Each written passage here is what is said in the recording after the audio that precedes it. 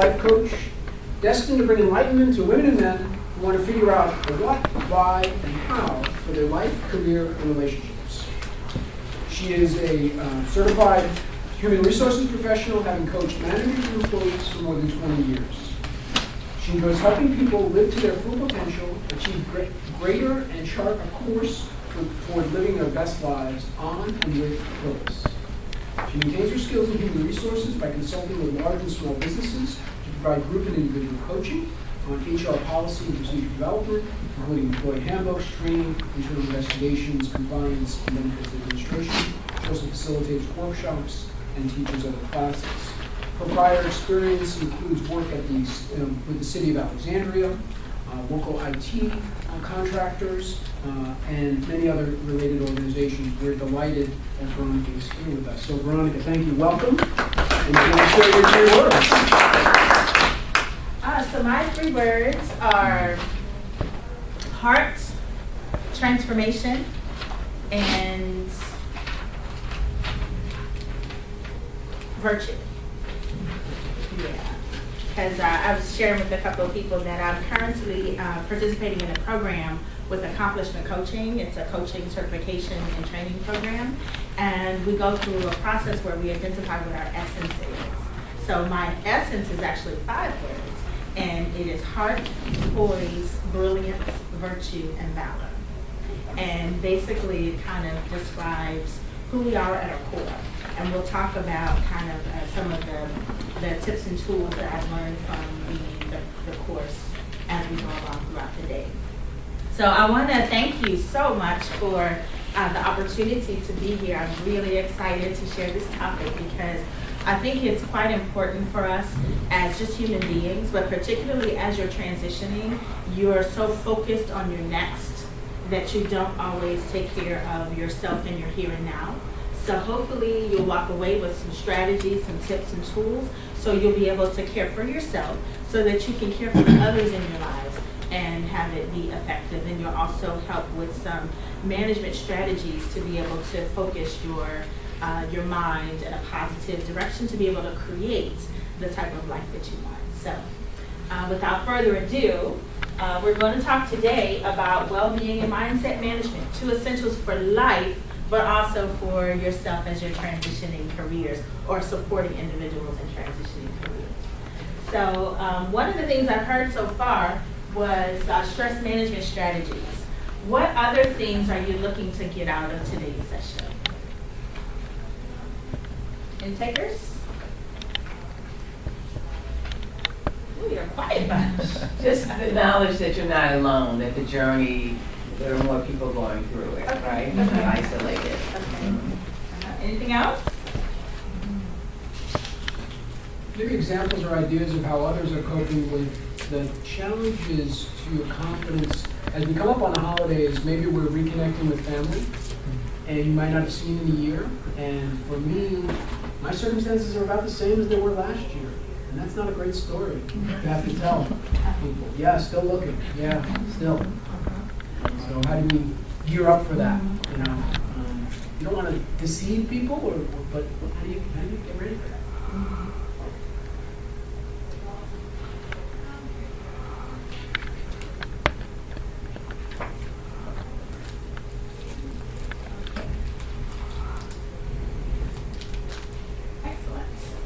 Anybody else? Yes. Yeah, I think you can hear something about how to stay positive when you're in a really stressful and even highly professional situation. Yes. Excellent.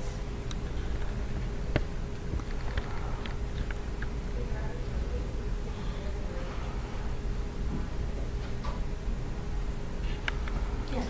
Best practices, what's worked.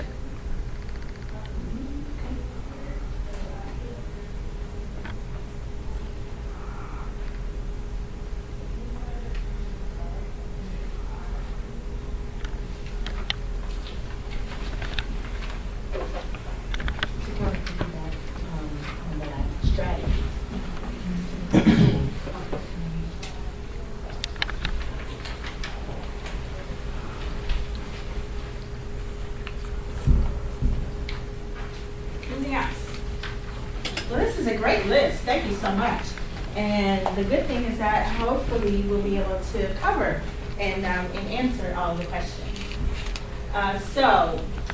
What we're going to talk about today is we're going to be able to define well-being. We're going to have you create a well-being plan for yourself, or at least get started on creating one. We're going to talk about what mindset management is. How do you manage those challenging situations that come up? How do you manage yourself so that you can start your day with the most vibrancy and possibility as possible? Some tips, tools, tricks for positive mindset management, and then we'll wrap it all up in a nice little bow. So well-being is our first topic. So who could say what their thoughts are about well-being? Yes. It's almost like being in balance, of being at peace with yourself under whatever your circumstances are. Absolutely. Any other definitions for well-being? Yes. Maintaining a positive self-image. Absolutely. Anything else? Yes. Being healthy. Being healthy, absolutely. Yeah. So in my mind, well-being is not just the absence of disease, but it's the presence of health and prosperity and wellness from all areas of our lives, because we are such dynamic beings. There's so many facets of ourselves that it's hard to really identify just one area that we can concentrate on. So that's where the well-being plan comes into place, so that all areas of your life, you can hopefully have things to do in those areas that feed yourself, so that you rejuvenate yourself, so that you restore yourself, so that you're ready to go out and face the world. So my definition of well-being is good or satisfactory state of existence that's characterized by the presence of health, happiness, and prosperity. Now, those words mean different things to different people. So my definition of health and prosperity and wellness is not going to be the same as Eric's and Ken's and Cherie's. So what we do is we want to be able to define, that's why it's personal for you. So for you to be able to define it, what it means to you and for you. And I would also define it as the alignment of our mind and our body and our soul. And living a peaceful and balanced life is really mostly what well-being is all about. And I have some notes just to, because there's some things that are not included in the presentation that I want to make sure I hit upon. So,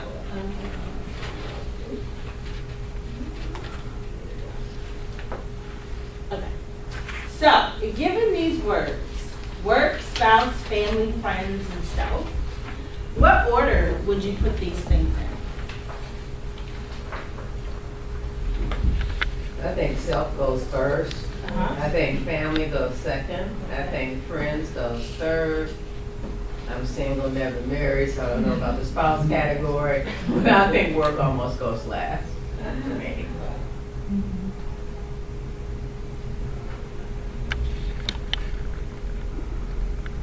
Okay. Anybody else?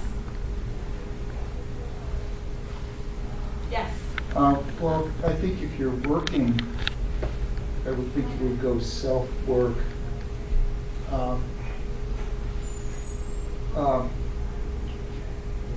Friends or family. I mean, and I think that the work is, the old idea, you spend so much of your time at work that it's very important to be able to find a sense of well-being, because if you're miserable 40 hours a week, then that takes a real toll on you. Right. Okay. All right. Anybody else? Okay. So if you look at this list and you think about your life currently, where are you on the list? If you had to do an honest assessment of where you are, where would you say you are on your list?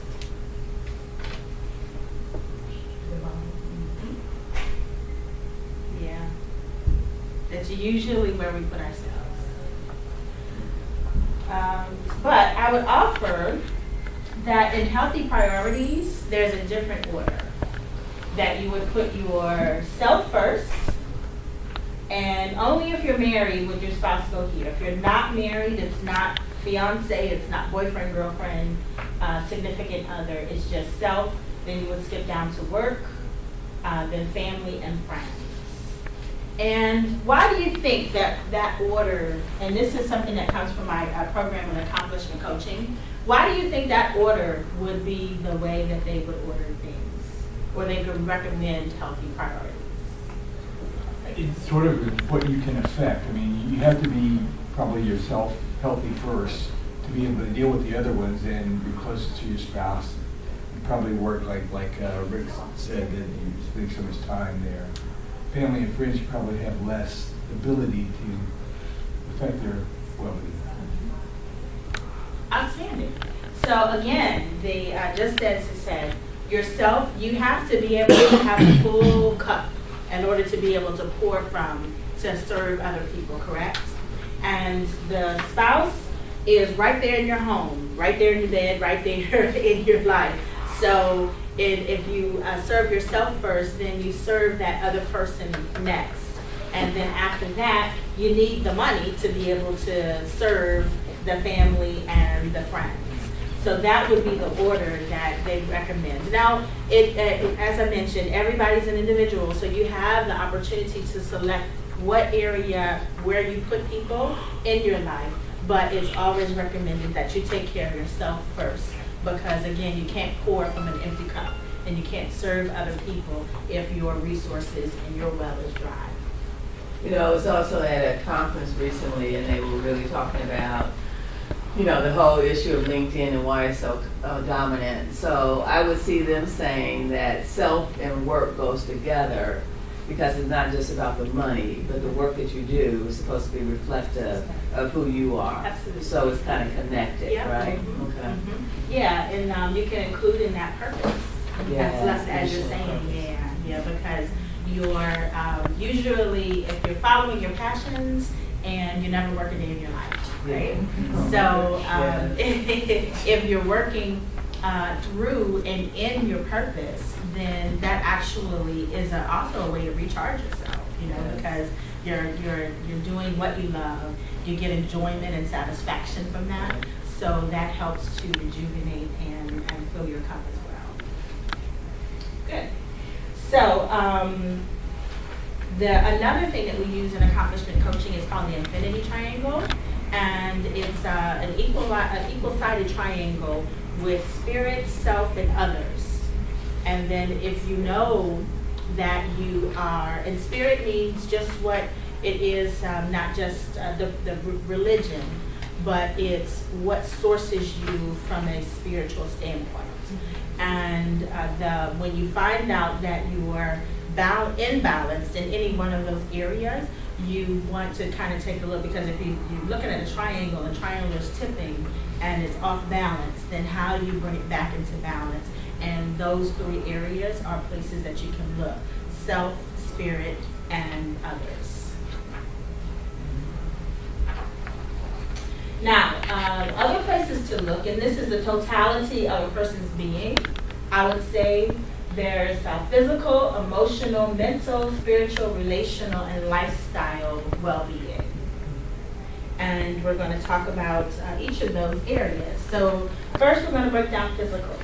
So the question that you can ask yourself is, what are you doing to care for your physical body?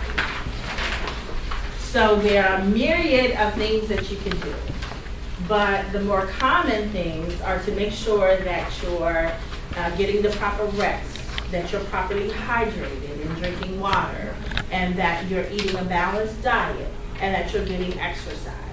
Now, people can say, not too good on the exercise front. Well, start small. Park your car in the furthest end of the parking lot when you go to the grocery store next time, and walk it in. And then you're pushing the cart on the way out, so that helps in getting some cardio there too. So it's kind of being creative with what it is that you already do, and just kind of expand that. So it doesn't necessarily take a lot of extra effort to get in a couple of extra steps, to stairs as opposed to an elevator. You can also keep your water bottles with you, and they have those water bottles that where they kind of have the filter inside of it, so you can just use regular tap water in it, and you can get filtered water that way. So kind of think of ways in which you can do what you already do and just incorporate that and kind of step it up a notch, or kick it up a notch, as Emerald would say. Another area is emotional well-being.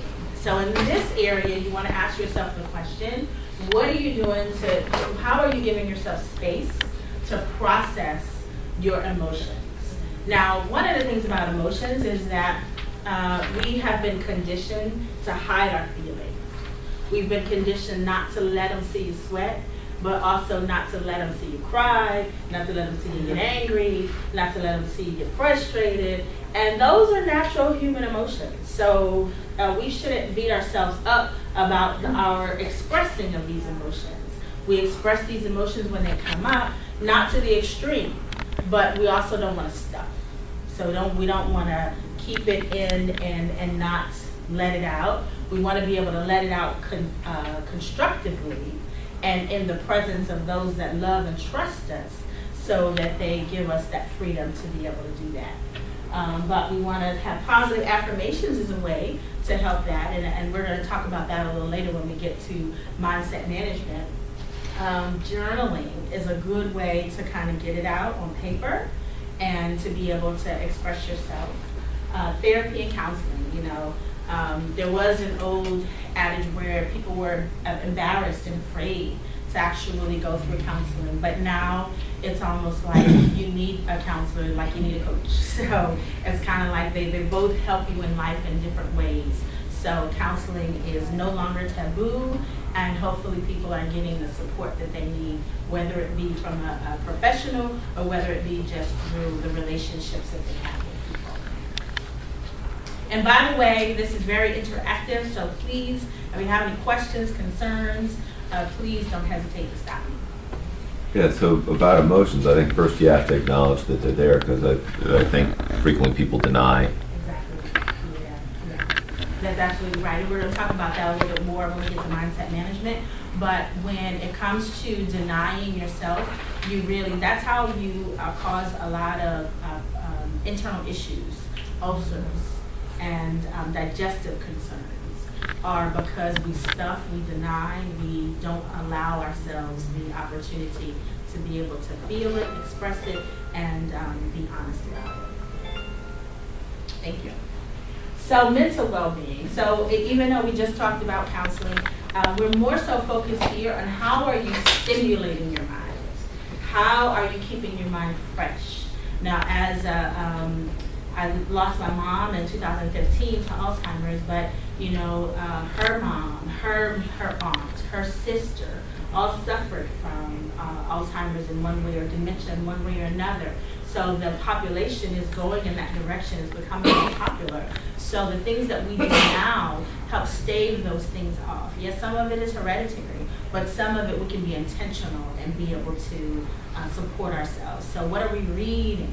Who are we talking with? Intellectual conversations, not just talking about the weather or about coffee or about our favorite place to travel, but kind of, even though political conversations are kind of hot right now and can spark a lot of emotion, we have intellectual conversations. Anything that stimulates the mind and helps us to be able to do puzzles, Sudoku, and the puzzle in the Washington Post magazine, and the things that will stimulate you. Whatever it is that you love to do, music is very good in this regard too, because music stimulates the mind, and it helps, whether it be classical or whether it be opera or jazz, just kind of gets you and gets those endorphins flowing, and it really helps in stimulating the mind. Research as well helps in that regard, because if you're like everybody, what do they tell you to do now? Google it. So Google does a lot of research for you, but then it brings up a lot, in some cases you can get millions of responses, and then you have to weed through those responses to kind of get through what it is that the crux of really what you really want. So that research, that reading, that's mind-stimulating activity is helpful in keeping your mental well-being focused. Yes. I love that you said that, because when we research, we look at all these jobs, this is what I've been doing, and I find myself going down different rabbit holes, like, oh, I want that job, no, I'll do that job. And it's like, the research is great, if you, it teaches you how to like focus, write that cover letter, match that resume with that cover letter, just, I think it's great that it helps you reel it all in. Yeah, because you create a big old funnel. So it's how do you ratchet it all down in order to be able to get to focus. And so that actually helps with the mind stimulation. It's like you categorize it, because you never know that millions of responses that you get, you might need those responses at some point later in time. So you can, kind of park that in the back of your brain. Oh, got that. So then when it comes up again, you can say, oh yeah, I was doing some research and what did I Google? But it does help you kind of focus on what it is at hand. And you can go down a couple of rabbit holes, and sometimes those rabbit holes are good distractions, but you want to be focused on the distractions that keep you from avoiding something, as opposed to the distractions that are just those distractions that you need at that particular time, and then you can get back to what it is at hand that you're doing. Okay, so how about spiritual well-being? So spiritual well-being is a standpoint of what's the connection to your higher source, your higher power. Where are you sourcing your spirit? And many of us go through prayer, some meditation, depending on what your religion or circumstances are. And even if you don't practice a religion, there are the universe, that's kind of becoming popular nowadays with sending things out to the universe and having the universe reveal it, and that's all spiritual.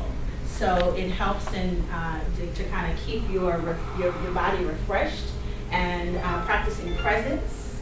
And presence is actually being where you are, not the running down your to-do list of things that you need to accomplish today, but it's kind of being right here and getting your spirit and your mind and your body fed with this information so that you can go off and take care of yourself.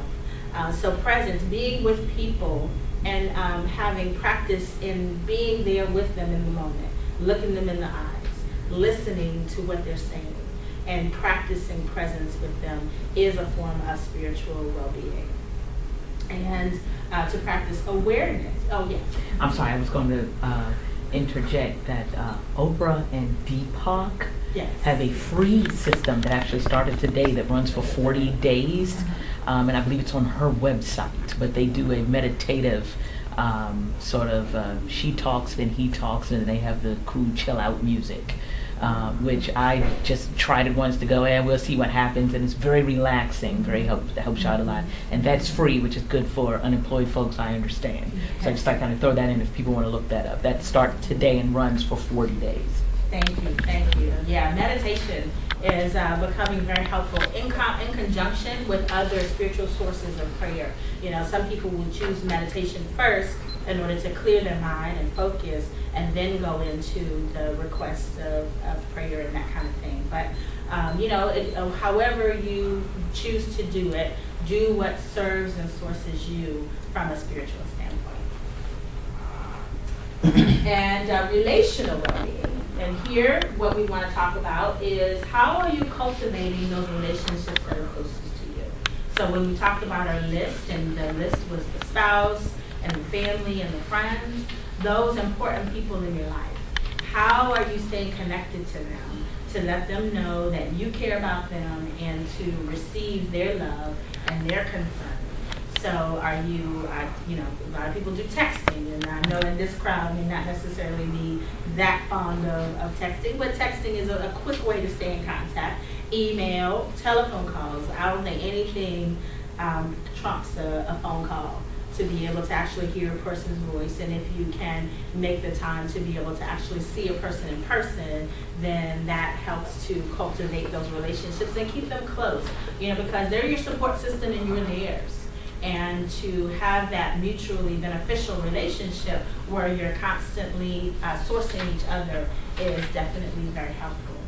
And then just spending quality time with them, conversing with them, and just regular contact. And sometimes in our age of scheduling and busy schedules, sometimes we do have to put it on our calendar.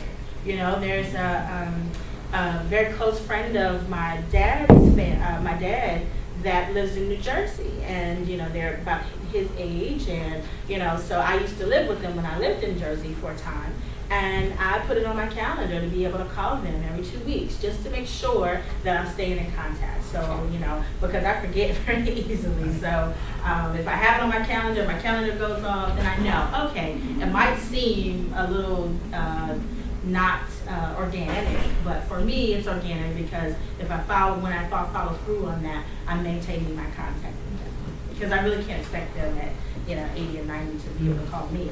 So I have to keep in touch with them.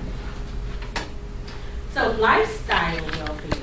Now this is an interesting aspect because we talked about purpose earlier. We talked about livelihood. So this is how are you maintaining your lifestyle? The lifestyle from a financial standpoint, from a standpoint of leaving a legacy. What are you leaving for your kids and your grandkids? Are you properly insured? Do you have a will? Do you have a trust created? Are they going to look for your insurance policies and all of that when you leave the earth? So preparing and kind of handling those wills, estates, and trusts while you're alive and well really shows that you care and that you're taking care of your lifestyle well-being and that you're properly invested. Are you, when you get back into the workforce and maybe you're going to be with a company that has a 401k, are you vested? Are you investing in that? Are you doing things in your private IRA outside of work? Are you checking on what your, even though it may or may not be available for us, the Social Security account? Are you checking on that to make sure that they have your salaries up to date and that they're reporting the right information? So that's all a part of lifestyle well-being, in addition to your goals for the future, because we're living longer and longer, and to be able to know what it is that comes next for us. And even though we're in transition at this point, the figuring out what's next and kind of creating that next is important for our lifestyle well-being. So any questions about anything so far?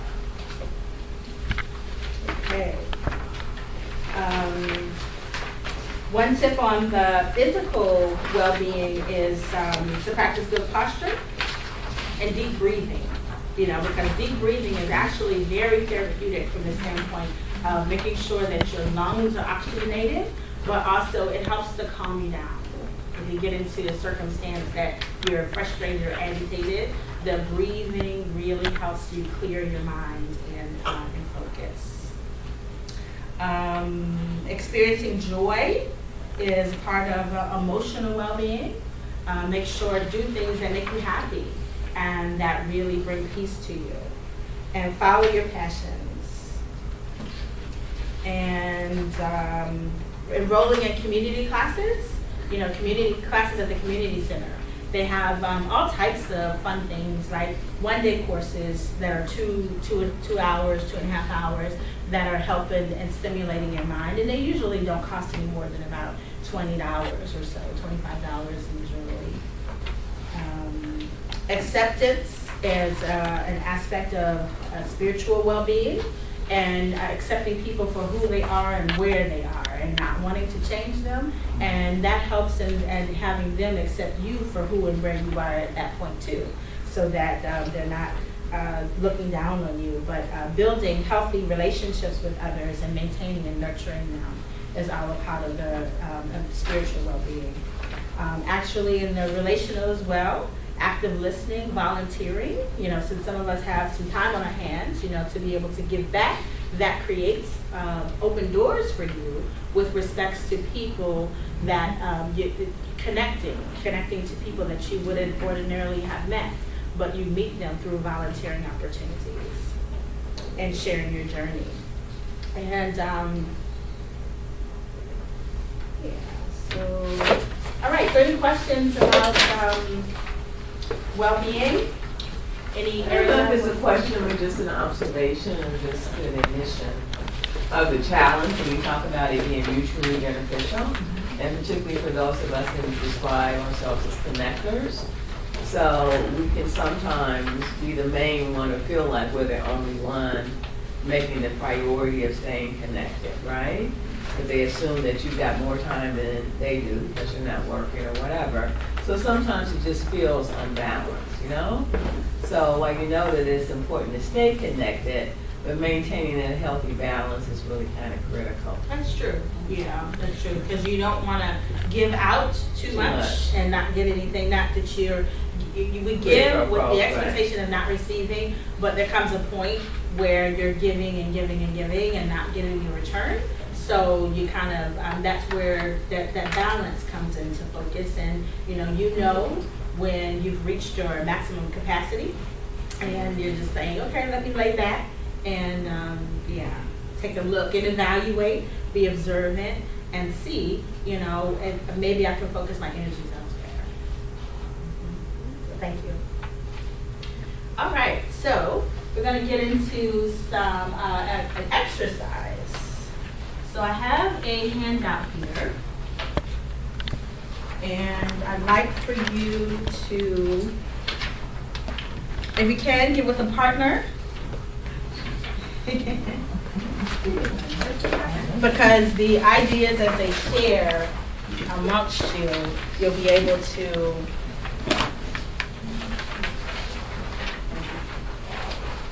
generate more ideas in partnership than you will alone.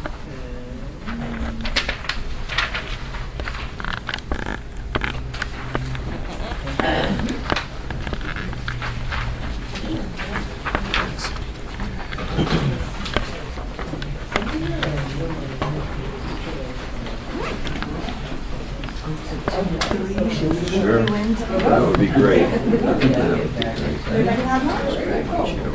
So, give me about 10 minutes in partnership with one or more people to be able to brainstorm on potential activities that you want to do that fall into each of these categories.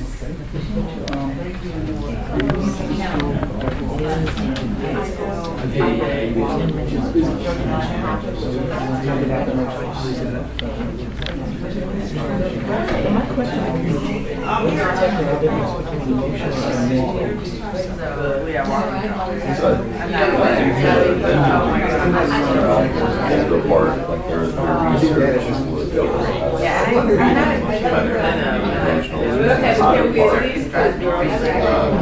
So I have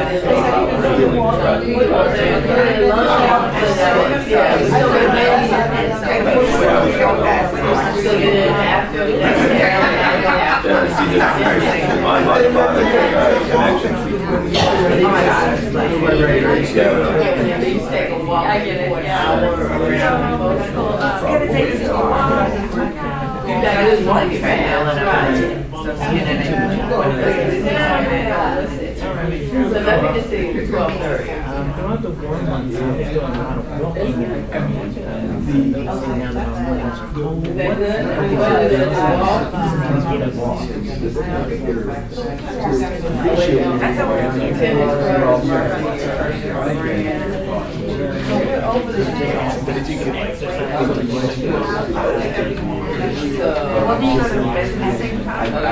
She mentioned earlier, I'm talking about a mile.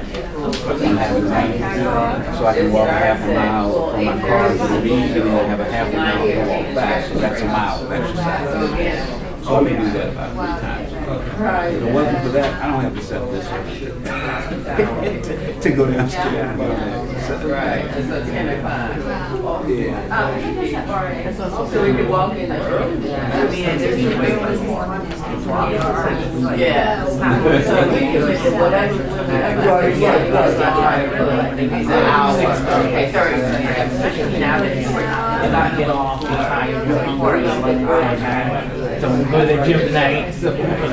It's easier for me to Emotionally, I love it. They go into like art. I do a tractor, so I understand about the same thing. And I'll walk around the block and count cars or half an hour, get up, walk around the block, so I know it's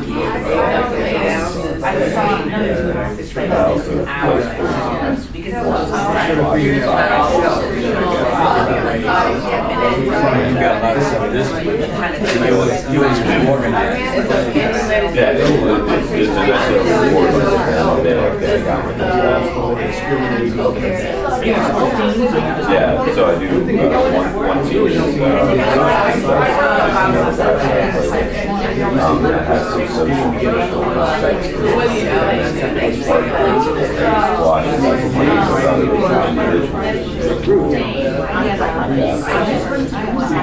that's kind of a two and then there's the walk. I'm like, I never got that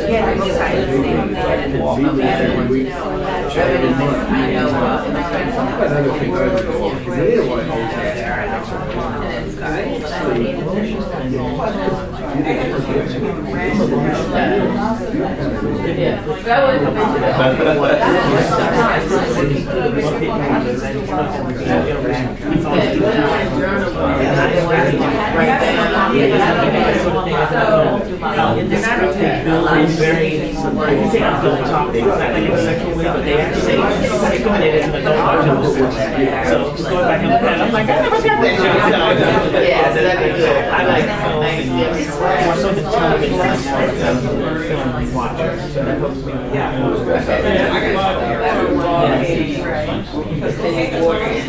You have to take it. I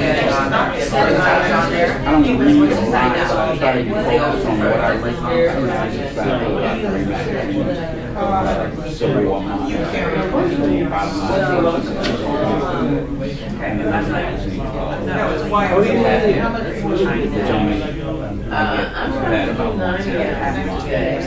Those kinds of things, they have exercise.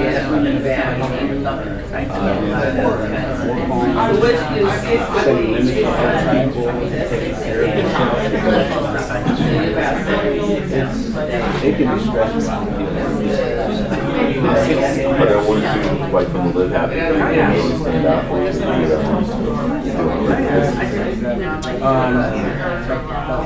The most important thing I got as a result of Live Happy is to make sure that I pray each morning. That's why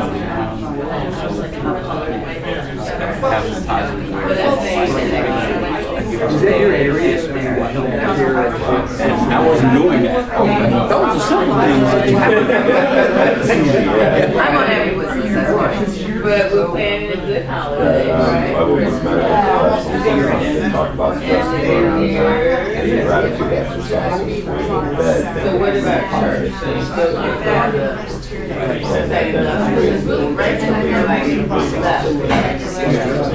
Sounds similar, just little stuff. sometimes it's things that we don't think about. We ignore because we get so caught up in the hustle and bustle of everyday life.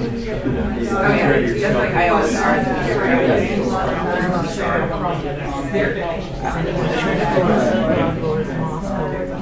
I go to church every Sunday. My church has a ministry called Mary and we have a lot of entertainers coming in. Reverend Ron, Mary. It's not really a mega church, but it's a pretty big church. I would say it's a mega church. Probably about 1,500 Spirit of Faith.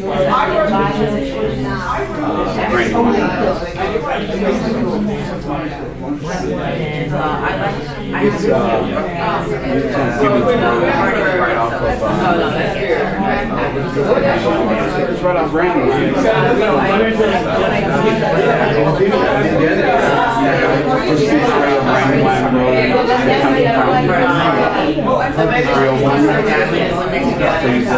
Brandon Line Road. And you go about a mile and a half and it's on the right.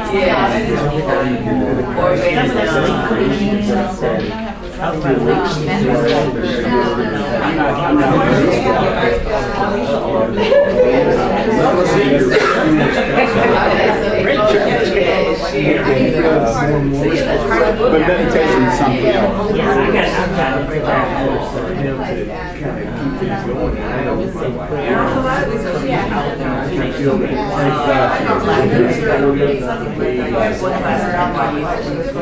Especially at night when I'm in bed, right before I go to sleep, I have a chance to pray and meditate on what I pray.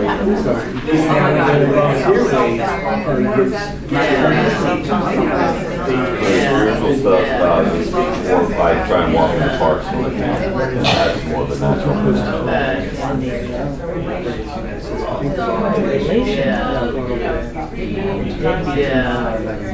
I can keep talking about it. I kicked all the toxic people out. I kicked all the toxic people out now. There are people that are clients that I don't have any control over. But it's really demanding in terms of my time and energy. A lot of psychic energy has to go with people stressed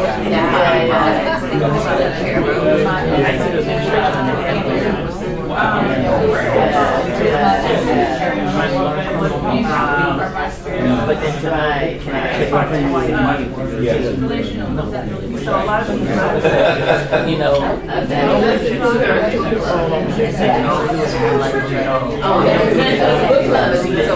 kind of drag them out. You know, I didn't want to do that. They say they have to learn, but it's a field after a while. I'm like, I read the paper.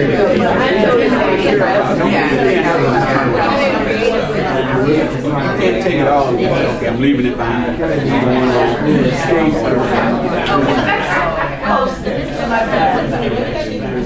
That's what that's the term they use in business anyway.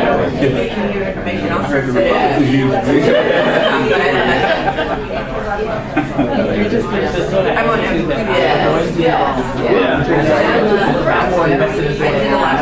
I don't want to be incarcerated, but you would still have a way where You're not lost.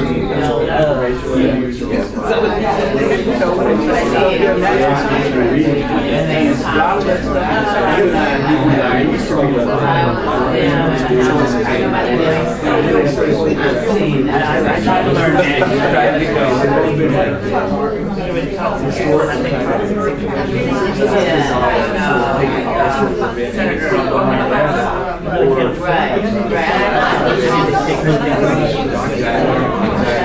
We can't focus on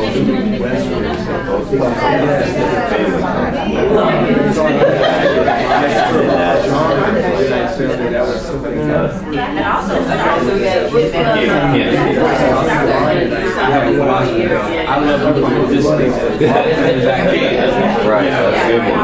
And there was a therapist that I studied years back. His name was J.L. He said, I wanted to emotional help. Go at least $200 for your family And I left Tennessee here and not going back. You're doing very well. That made the biggest difference in my life. Because I had a lot of toxic family.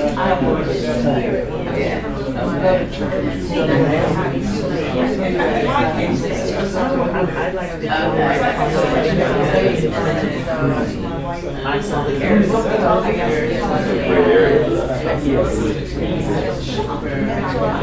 What's your favorite activity? I'm doing like the spiritual side. Stimulates, I guess, spiritual stimulation side. I think reading is good.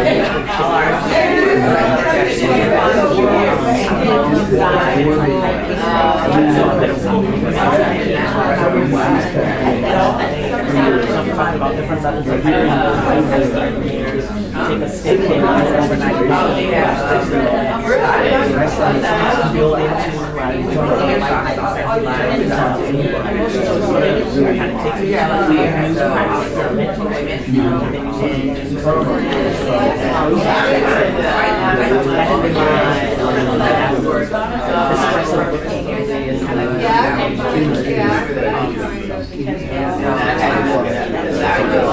Lately. social is just or non-party stuff, that kind of stuff.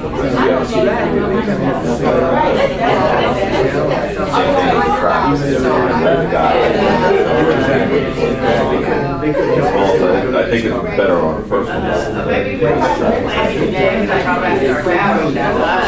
And we just supported that we're not taking it. Sometimes it's not easy, but it's more than it is about us. We take it personally. We look at ourselves as the main contributor. Definitely pay it forward. Like you get back off.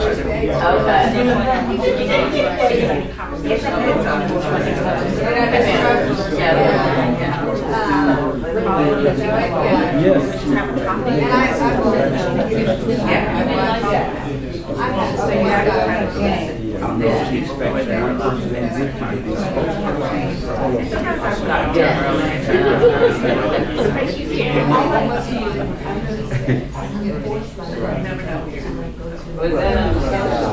So let's go keep going.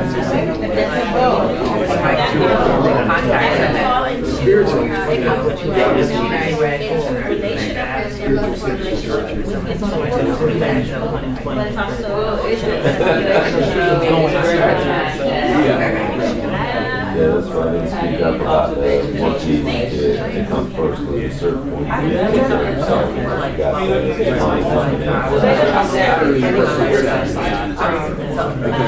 if you have to satisfy your basic needs,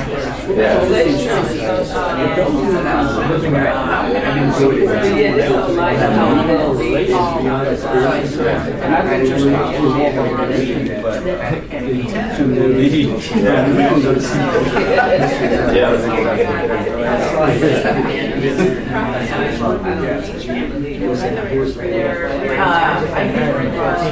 wow. Okay, John, also like, me too.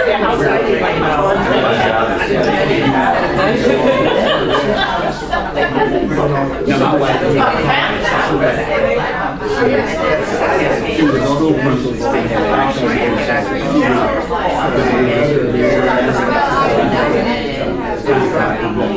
but I don't mind getting having that free time.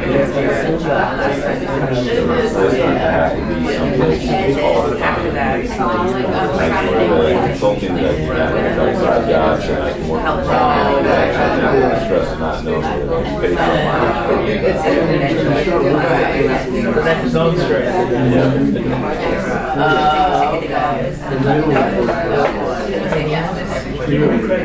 Something.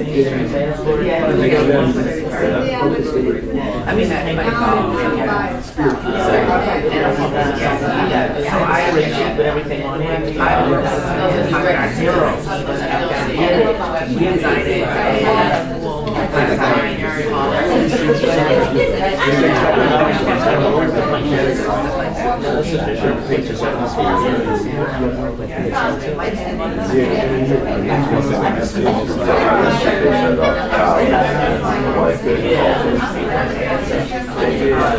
So it's about be happy.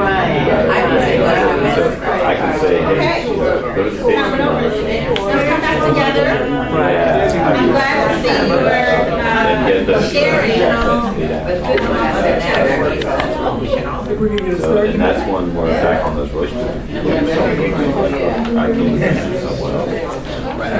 So let's discuss what we came up with. Anybody come up with a really interesting or creative way that a creative well-being activity that you learned from your partner or that you generated yourself? Something non-traditional, maybe something someone hasn't thought of before. Yes. Yeah, Fred. So I was talking with Tim here. He was talking about how vital just going out to lunch with friends is your emotional well-being. Yeah, Because exactly. they can, don't worry about your transition status. hang out and just talk. Yes. Yeah, it gives you that great perspective. Yeah, quality time is huge. Yeah, with those that love you and you love spending time with them is really big. It's a booster in so many different ways.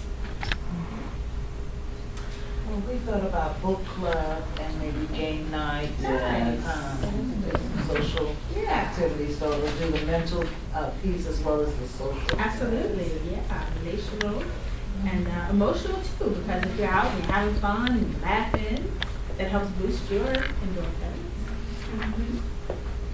Yes. For the mental, I'm sorry, Rick. Rick and I were talking about going to a lot of events because a lot of them are free, and it's a good way to kind of keep current with events and also sometimes network and get free food. Museums. You know, I think most of our museums are free. You know, some of them may have a nominal charge, but all Smithsonian's are free. Yeah, That's for which one? yeah. That could be, that could be mental. You know, because you're introducing historic aspects in there, getting culture. And they also have events there too, like Yes, almost they all do. of them. Apparently. Jazz in the Garden, I think, is Yes. one of the events. And like the National Gallery, they have like string quartet on Sundays. So, Which one? National Gallery. Which one? There's like The Gallery of Art. West Wing? Wing? National Gallery of Art. East or west? National Gallery of Art, West Building. West. Yeah, in the little courtyard, and you could actually, it's one of the few places, times you could bring in like an espresso and just listen to music in the courtyard. It's really, it's beautiful, the acoustics there. And on a beautiful day like today, like once the sun comes out and it really starts to warm up the environment, just taking a nice walk, Yes. you know, on a crisp day and breathe in the air and really expand your lungs. That does so much for just bringing energy, but also just kind of refreshing yourself. And, you know, for those of you that might be working, you know, kind of on days like today, just getting out and walking at lunch, taking a quick walk, that helps to really recharge you. Well, good. You've got a great idea. So just some pointers. We talked about listening to yourself, you know, because you want to be able to source yourself and rejuvenate and recharge yourself, but you don't want to give too much of yourself, because that's what we have a tendency to do. We have a tendency to go from nothing to 100, and then we're all burnt out. So, you know, kind of pace yourself, listen to yourself, listen to your body, listen to your mind, and give yourself the rest that you need. You know, sometimes you can sleep what seems like a short period of time, but you wake up refreshed. Get out of the bed. Don't just lay there and make yourself tired again. Get out of the bed and get started and get rolling, and that way you can have much more jump on your day and be productive. Excuse me, when you talk about listening to yourself, is it also important to listen to yourself, the clues that, well, I'm feeling depressed or making a lousy presentation or being negative? Is that what you also mean with listening to yourself? Is it more like listening to yourself for your physical, for what your body is telling you? Yes, both. So, you know, we're going to talk about awareness when we get to the mindset management piece.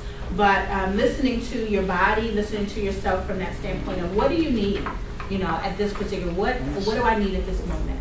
You know, do I need a walk? Do I need a glass of water? Do I need to talk to a friend? I see what you You know, but also from the standpoint of being aware of where you are in the moment and kind of that presence that helps to kind of figure out what it is that you need at that moment too. And I do think it's okay to acknowledge that, you know, it's a difficult journey. Yeah. Some days you're not at 100%. Right. So if I don't feel like it, today is the day where I just don't feel like facing it. Yeah. I think it's okay. Do what you can. So I like what you say, be kind to yourself, right? Yes, absolutely. Yeah, because we hold so much compassion for other people and giving them room for error. Right. But oftentimes we're our worst critics. Right. And we're so hard on ourselves. And we just don't give ourselves the capacity to be human. So the self-compassion goes a long way. So start slow and small. If you're right now doing nothing to care for yourself, or just little things, and you want to be able to expand, don't go all cold turkey on eliminating stuff or adding stuff. Just kind of pace yourself and do what is comfortable for you. And create a positive environment for yourself. Get an accountability partner. Get someone that's going to help to keep you motivated, that's going to help keep you strong, and is going to help you to keep you focused. So if you made the commitment to yourself and the declaration that, hey, I'm going to stop walking at least 3 days a week, and enlisted a buddy to be able to help you with that. And if that buddy can't be there with you walking by you, hey, can I call you when I'm walking to keep me, yes. Isn't that where coaching comes in? Sure. Yes. Coaches are good accountability partners. But you want to remain consistent and flexible. So this is, don't beat yourself up, So like if it's not a day where you're at the top of your game, don't push yourself. Give yourself some compassion. Be flexible to be able to roll with the punches. If it's raining outside and you plan to walk that day, maybe you do something inside. Maybe you walk up and down your stairs a couple of times instead of actually going out. Or you grab that umbrella and you grab that hood and walk anyway. So it's whatever works for you. And get the support you need from family and friends. And be kind to yourself and celebrate your successes. So when you do, if you complete a week's worth of all of your activities, pat yourself on the back. Announce it to the world if you're on social media. Say, hey, I finished my journal this week and I did everything, 7 days worth of whatever activity. Woohoo! And other people will celebrate you too. So celebrate yourself and invite other people to join in the party. So the next thing, we're not actually going to do this as a practice, but I wanted to give you a head start on creating a journal or a well-being tracker. But we'll just press forward and give this to you as an opportunity for something that you can do on your own. And I encourage you to do it today. Thank you. So you don't lose momentum. Yes, yes. So there's a section for daily. There's a weekly. There's monthly, and then there's quarterly activities. Okay. So if the funds are low right now, there might be some things that you just put under the quarterly aspects. But if there's something that's free for you, you can do it as often as you like.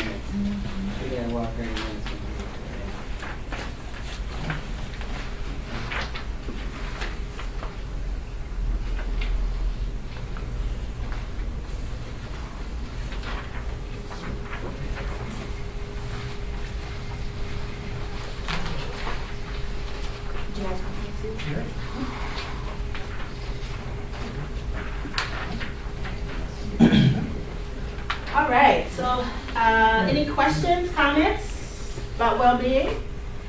Okay, so well-being is definitely related to mindset management because, why would you think so? Mind-body connection. Yes. Yeah, and a lot of the things that we do for our body help our mind. And a lot of the things that we do for our mind are beneficial for our body. And then it's all part of the same thing. So it's definitely interconnected.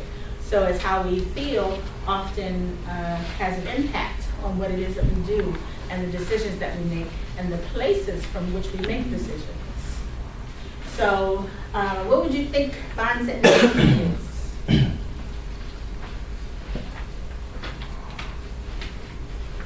Is it positive thinking or more than that? Yep. Part of it. What else? Self-awareness. Exactly. Yeah. Because you mentioned that before with being aware that the emotions exist first and acknowledging that. All right. So I would describe mindset management as the underlying beliefs that we have the assumptions that we hold, what we concentrate on, and what becomes our go-to thoughts. And what kind of causes us to move and make actions. It's also the inner dialogue that we have in our minds, because kind of like there's a commercial out where these two guys are talking about a car, like one neighbor gets a car and the other neighbor is like having this internal dialogue where he's talking to himself like, oh, you're not that great. So it's kind of like that inner dialogue is what we have with ourselves, but it's also how we, interpret a particular situation. And it shapes how we act and what we do as a result. So we are powerful when we understand that we have a choice on how we respond in situations. So if there's an automatic go-to, and then there's I always call it a reaction and a response. A reaction is knee-jerk. It's it's kind of like what you do as a result of. But a response is more calculated. It's more intentional. You give it some thought, and then you actually respond in the way that it serves you and serves those that are involved in the best way. But it's a balance, right? So if the inner dialogue might be that ageism does exist in the workforce, right? So when you're applying for these jobs and they're asking you all of this stuff, they know how old you are, right? So the dialogue could be ageism exists. So, but you want to counter that with, I'm still valuable, I still have something to offer.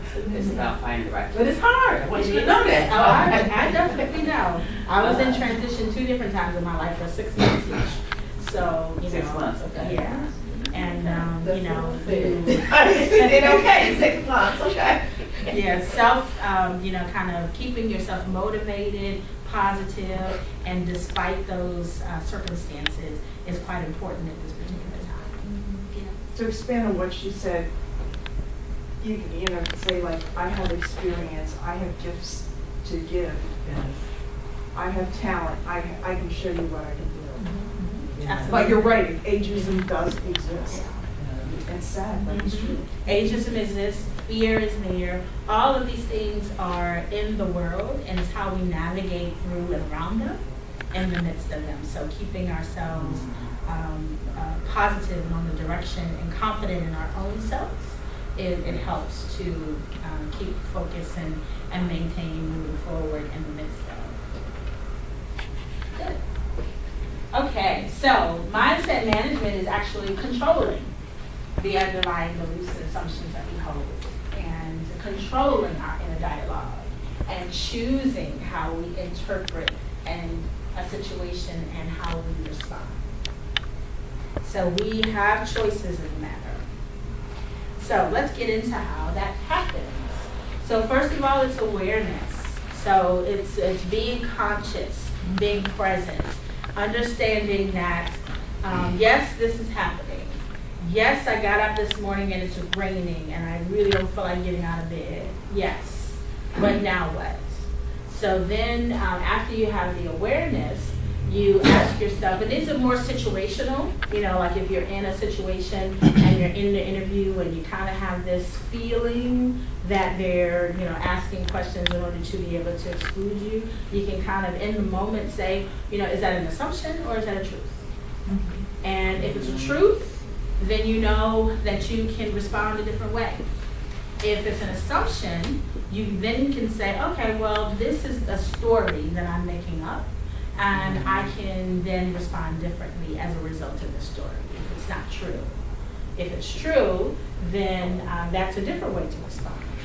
How would you recommend responding in the midst of an interview situation and you feel that someone is trying to take you to a place that you don't necessarily want to go? Right. So if the notion might be you're not current on technology or something like that, you might be able to weave into the conversation that during this period you've been taking classes to update your skill sets on whatever that's been happening, right? To Yeah. counter that I am current. I know what's going on in the world. Yeah.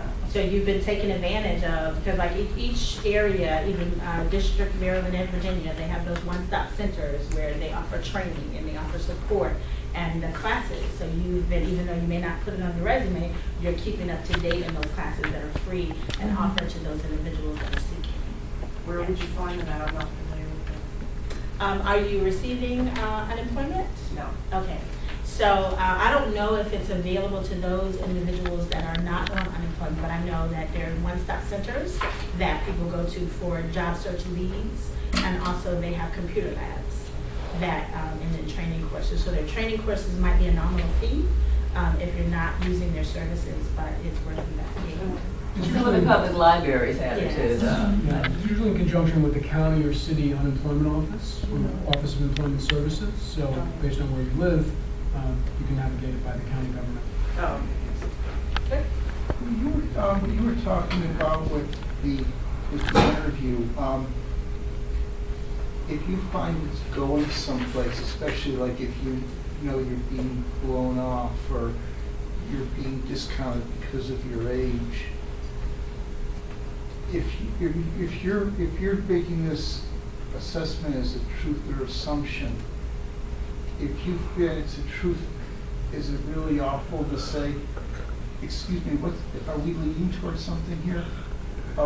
Stop it, almost like stopping the person in their tracks and saying, I know what you're doing here.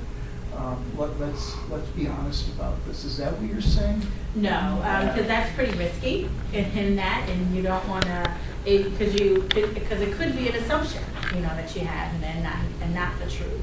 And so I just recommend just sticking to your script of what your answers will be that puts you in the best positive light, and then let it come out like it would, and how it's supposed to come out. So if they're asking you questions about your skills and about whether or not you're current and whether or not you're relevant, then you can bring your answers that you've already researched and prepared and kind of have in your mind. I don't understand what's all that have to do with making the truth or assumption distinction.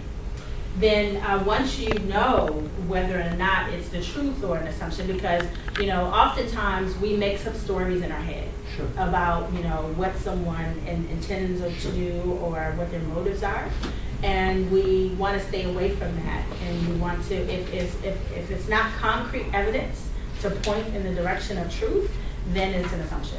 And if it's an assumption, err on the side of caution and just stick with what it is that you know to do in that particular situation.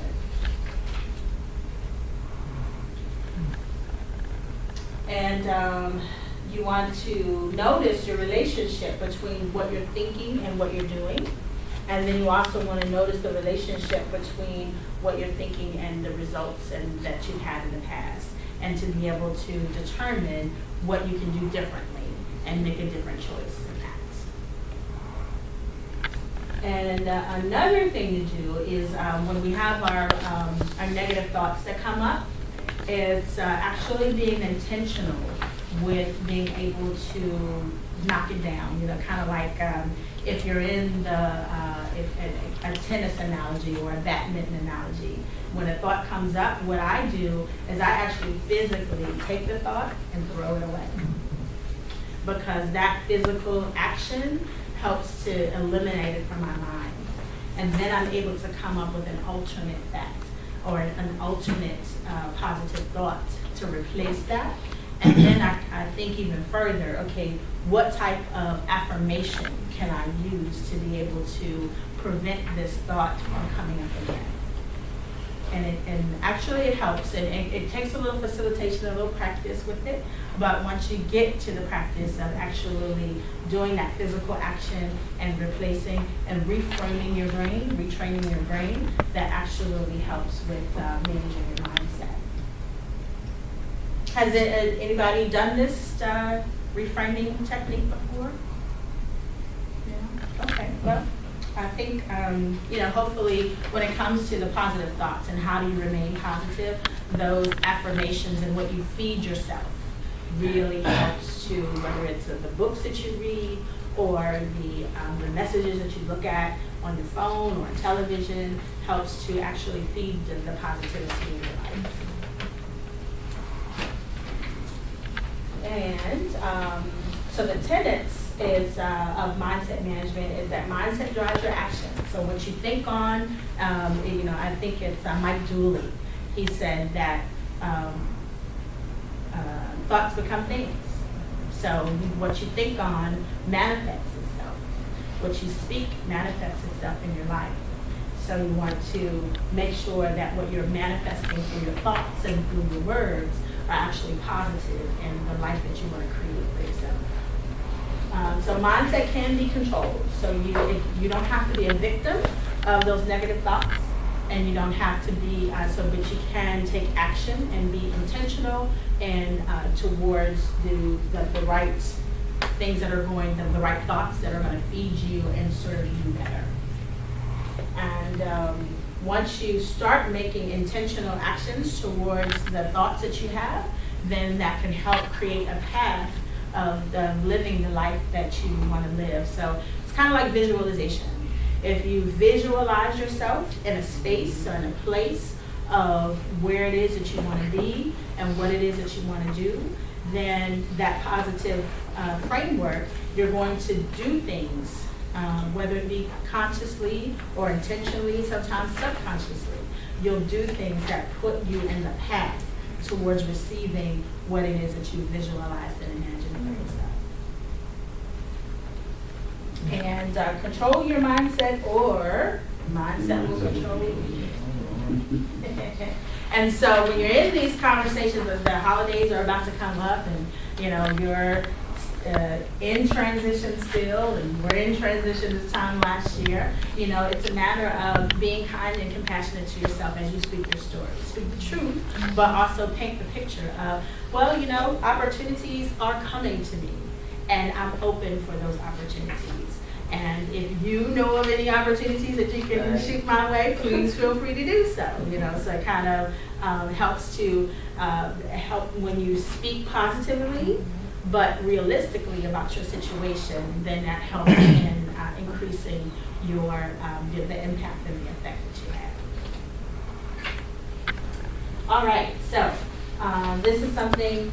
Effective mindset management is I can influence any situation through my thoughts, actions, and responses. And that's the truth. And if you think this, then it will become whatever you do with it. So if you're intentional about it and you actually move forward and actually imagining and creating what it is that you have as far as situations, as far as the mindset and affirmations that you have, then that helps with with framing whatever it is that you want to accomplish and do. So can I ask you something? Yes. Is the saying like making lemons from lemonade in a way what you're talking about? Because if you're looking at a situation and at first it's negative, is mindset management say, okay, this is the situation I'm facing. What can I do to control what I can control, and then this is the way it's going to be. So what do I do to prepare myself for it? Is that Absolutely. Yeah, so it's like sometimes situations we create and sometimes situations happen to us. So we still have a choice in either way. So even those situations that happen to us, we can still create a positive outcome by what it is how we respond to it. Yeah, so if you acknowledge it and then say, okay, not much I can do about this, but this is what I can do, and I'll be able to do what I can do. Okay, so as I mentioned, Mike Dooley said, thoughts become things. And what we speak can either fortify or cancel out what we think. You think? Any comments about that? True? Not true? Doesn't work? Totally works. I mean, you somebody said, you put it out into the universe. If you think it, you're only halfway there. You actually it has to come out of your mouth. Like, Yes. I'm gonna get a job. I'm gonna have the best interview on Friday. here's something they do to prepare for it. Yes, exactly. And mindset determines our actions. I mentioned that before. But in accomplishment coaching, there's a definition for integrity that they offer. The integrity is the alignment of your intentions, what you speak, and what you do. So if you imagine it and declare that this is what you intend, then you speak it, that the things that you speak about what you declare, what you imagine are in line, and then what you do actually follows through with that, then you're in integrity.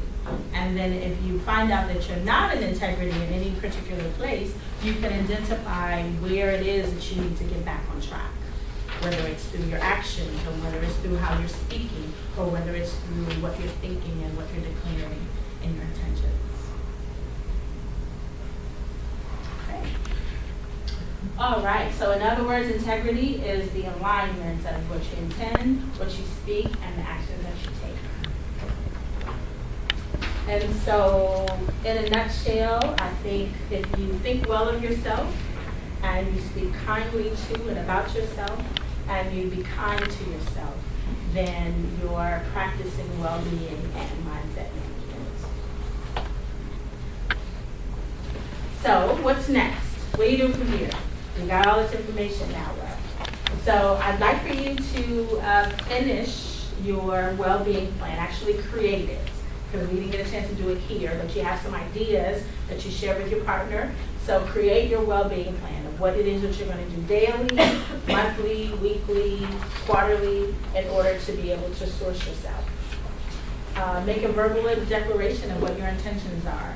Verbal declarations and visual displays are very positive affirmations for being able to move forward and envision and create the life that you want. You want to enroll at least one accountability partner. You might find multiple for the various areas that you have. So if you know that you have a friend that's really into holistic medicine and naturopathic, that kind of thing, they can help you in a couple of areas that a different friend can help you out in other areas. You're going to practice meditation, being present in gratitude. Create and find helpful affirmations. The internet is full of them. I have a couple of sheets here if you want to take some affirmations with you. I recommend repeating that several times a day. Also writing it. So read it, write it, and speak it 3 times a day if you can.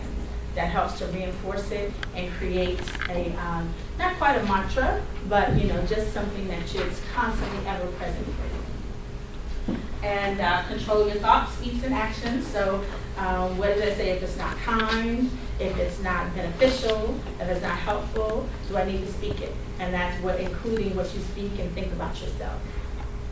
Be consistent and be compassionate, and evaluate and tweak as it's necessary. Another thing that you can do is, in getting support, is a coach is good, helpful in that regard too. And some resources, they're actually in your handout. If you don't have a handout, let me know. But type.com, those are messages from the universe, where you tell them what it is that you want to accomplish and what it is you want to achieve, and then they'll send you a message every Monday through Friday, and you'll be able to remind yourself of that goal and that objective. This is TUT.com. Mm-hmm. And you'll see over in the corner, it says sign up for the messages, daily messages. And the 4 Agreements book is I think it was helpful for me, kind of being impeccable with your word and trying your best and not taking anything personally. Yeah, and there's a meditation app that I use. It's called Insight Timer, and you can have anything from 1 to longer meditations that you can have to be able to support yourself and clearing your mind and getting a fresh perspective. Any questions? Could you repeat what that was? What was that? Insight Timer, it's an application on the phone. Oh, it's an app. Yeah. I have one. It just came in. It's called The Daily Shine. Have you heard of it? I haven't. Send it to you. Okay. Awesome. Thank you. All right. Any questions? I know we kind of answered them as we went along. All right. Well, thank you so much for your participation. Thank you. The well-being tracker, so it says daily, I guess just write down like an activity that would be an emotional one or a physical one or that. Well, those are what it is that you want to do, kind of thinking of all of those areas. Right. What are the things that you want to do on a daily basis Okay. to support yourself in any one of those areas? So it doesn't necessarily have to be one from every category. Okay. One from every category is helpful, but only if it's what you want to do. Okay. All right, thank you. You're welcome. Well, thank you very much for joining us. I'm going to ask you all to stay put for just a moment. I forgot to mention this up.